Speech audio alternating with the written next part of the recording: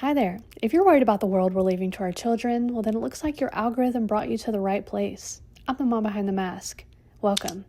Today we're going to be reacting to a Dr. Phil episode. Yeah, not my typical source for content, but Dr. Phil is interviewing a family vlogger, and we get a real in-time look at just how delusional they are when it comes to how they're impacting their children's safety. But my question is what Dr. Phil says to them going to make a difference? Is it going to change their mind? Well, we're going to find out.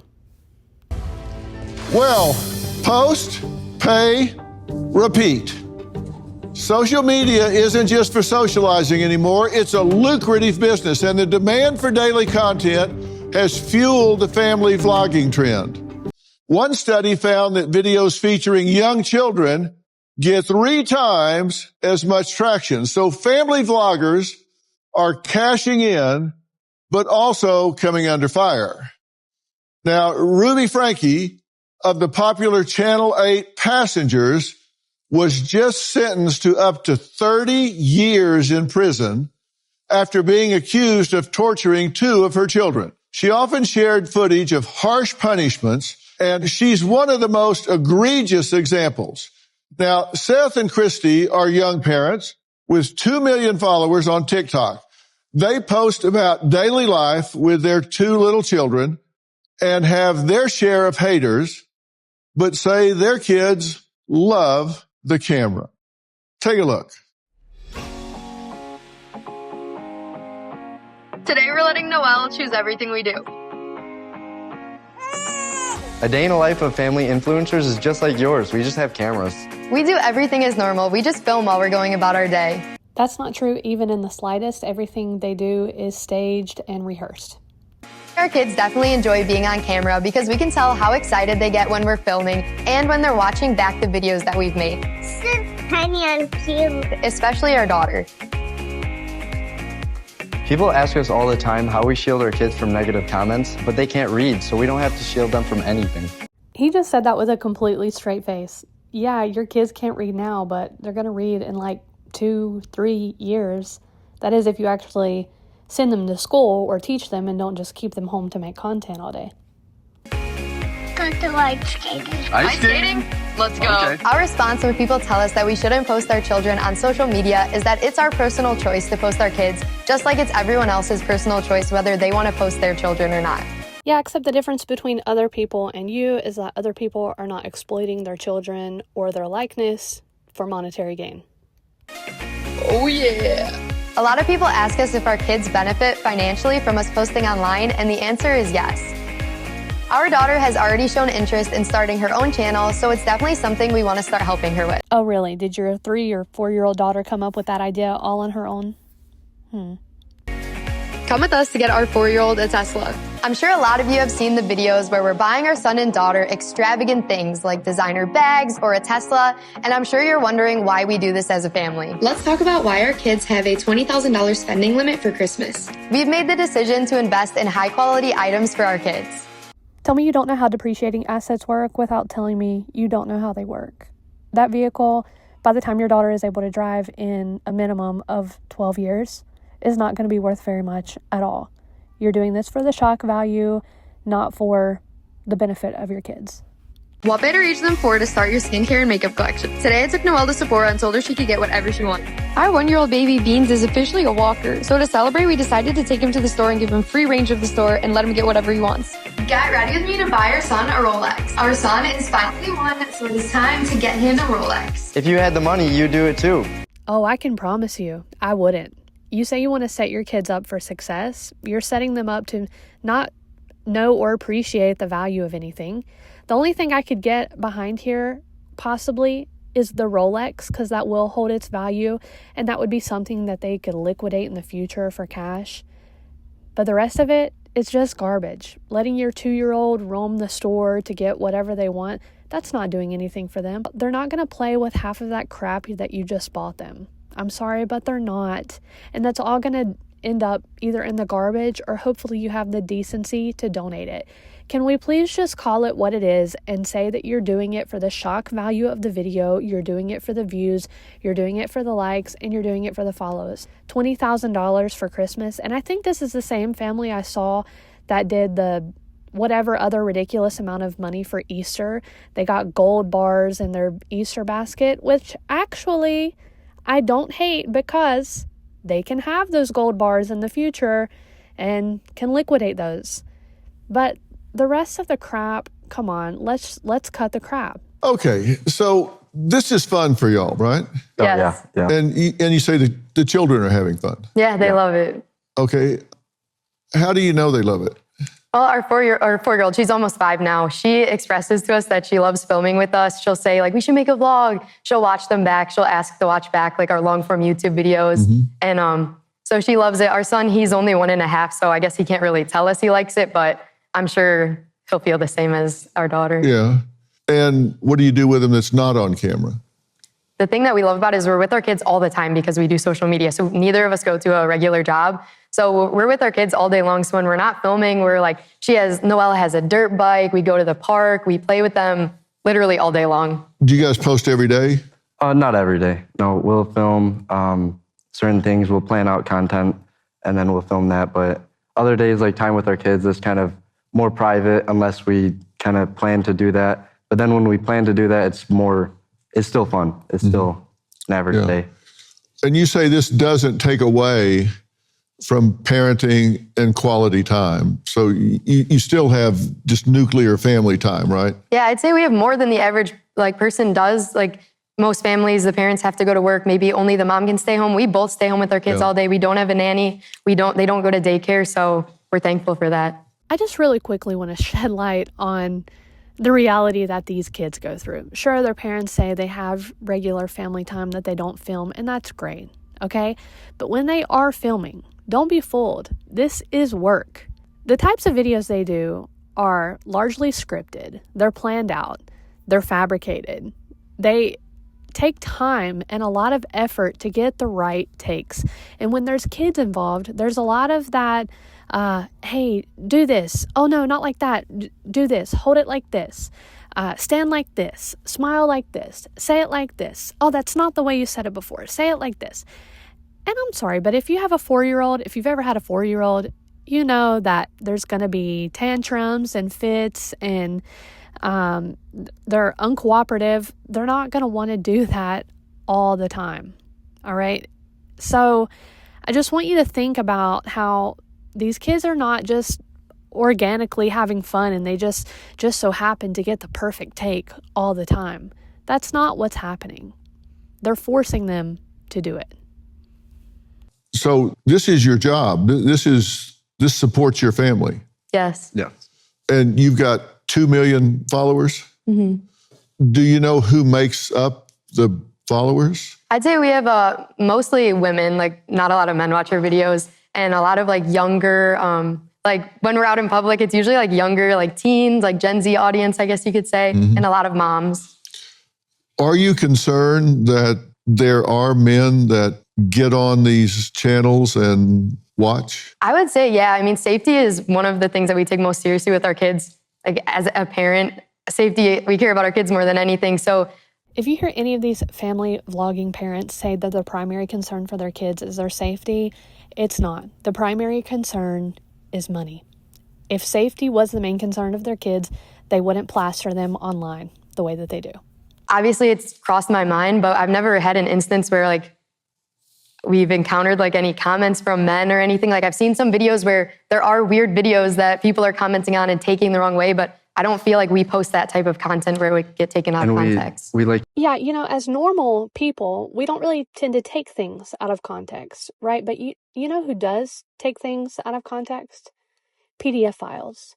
A simple video of your kid eating an ice cream cone can be taken out of context by a PDF file to excite other aspects of their imagination, if you know what I mean. And with the rise of AI, those things can seemingly become a reality for them.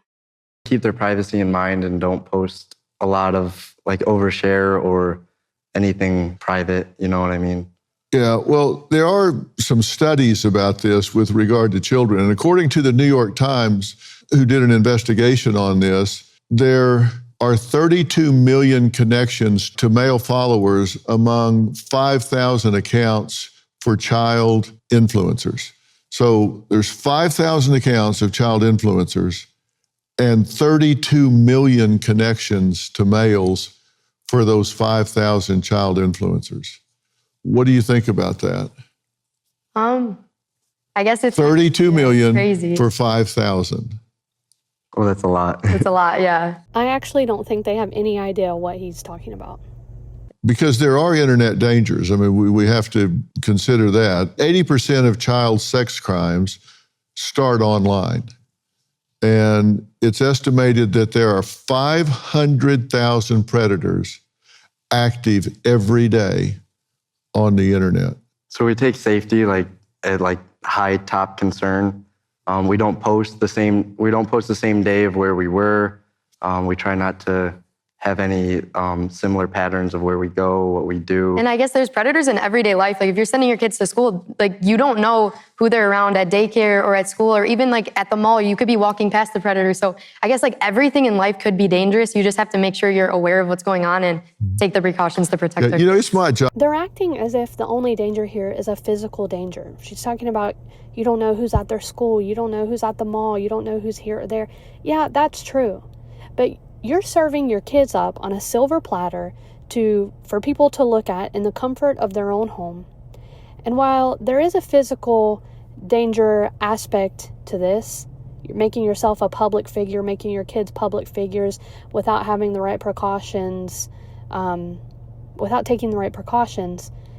The online danger, the digital danger is, in my opinion, even greater because anyone who can enter a prompt into an AI platform can turn any video or any picture of your kids that you have online into anything they want. It's only limited to their own imagination. And if you're looking at it with the lens of, wow, this could end up in the hands of a PDF file, which often they do, they can turn that image into anything they want.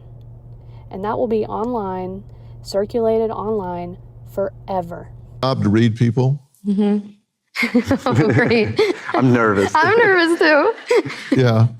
No, it's my job to read people. That's what I do for a living. I've done it for 45 plus years. I'm trained in it. And a little bit of what I'm saying, you're hearing for the first time. And I'm just curious how it's affecting you, because I'm telling you some of this, like 32 million men watching 5,000 children online. And I'm hearing the wheels turn in your head like, oh my God.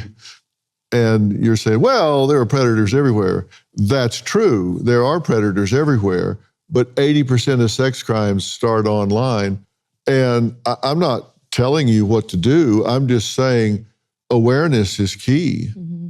You really want to be aware, right? Situational awareness is critical with your children. It's critical whether you're taking them to the beach or you're putting them online or whatever. We just need to be cognizant of these things, right? Mm-hmm. Because there are creeps out there that will look at that and in a perverse way, and nobody did anything wrong. There's nothing inappropriate about it. But there are creeps out there, and I mean, you just need to think about it and be aware of it. I'm not saying that you're doing anything wrong. I'm just saying you need to be aware. And see, this is where I wish Dr. Phil had pushed a little more, because this is their job. They're content creators. If you are a content creator, family vlogger, an influencer, you should be aware at this point what's happening online. You should be aware of the capacity that people have online to steal, alter, replicate, duplicate, pass around images. And if you're posting your kids online, especially if you're monetizing it, you are wrong. It is wrong to be posting your kids online. It is wrong to be monetizing your children. Maybe 5-10 years ago, it would have been fine, and it was fine, but the capabilities that anyone with a computer, anyone with a phone, anyone with a tablet, the capabilities that they have in this day and age, it's not safe for your kids to be online. And sometimes, even if kids' first day of school and they show them walking up to the school and they show the school sign, now somebody identifies where they go to school, and if they get obsessed with that child, they now know where they go to school. Now it can go virtual to real world. And it's a sad fact that we have to be aware of that kind of thing. Yeah, actually, one of the earlier videos I did on this channel was of the Life with Brothers. And even though they have a very large following, they're actually very private. It's difficult to find their last name. It was nearly impossible to find the mother's name. But I was able to uncover that along with a lot of other things, specifically just by a glimpse of one video that I saw where one of the girls was wearing one of their school mascots on a sweatshirt. I was able to find out where they go to school.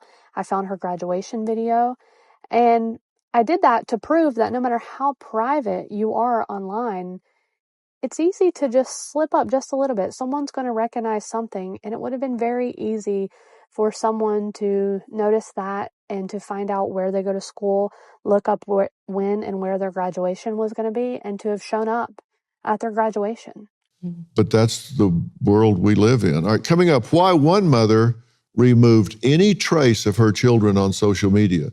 The scary revelation that sent her into a panic. We'll add that to the conversation when we come back.